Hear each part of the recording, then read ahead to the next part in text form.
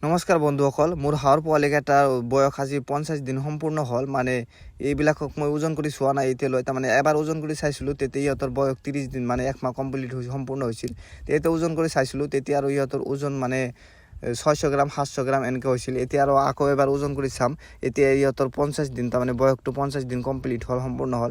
এতিয়া ইহঁতক দুটা ওজন কৰি চাম, এটা কালাৰ পেকিং আৰু এটা হোৱাইট পেকিং।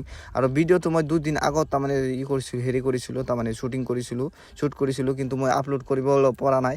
এডিটিঙে অলপ ঝামেলা আছিল আৰু সময় সাপেক্ষে মই আপলোড কৰিব পৰা নাই, সেইকাৰণে মই 2 দিন লেট হ'ল ভিডিঅ'টো আপলোড কৰাত। তো মই ওজন কৰাৰ কাৰণে দুটা শাক ধৰি লৈছোঁ, মানে এটা কালাৰ পেকিং আৰু এটা হোৱাইট পেকিং। প্ৰথমে মই হোৱাইট পেকিংটো ওজন কৰি চাম, ইহঁতৰ ওজন কিমান আহে। মই হোৱাইট পেকিংটো ওজন কৰি চালোঁ, বহুত ধুনীয়া ওজন হৈছে। তাৰমানে এইটোৰ ওজন 1 কেজি 650 গ্ৰাম মানে এনেকুৱা হৈছে।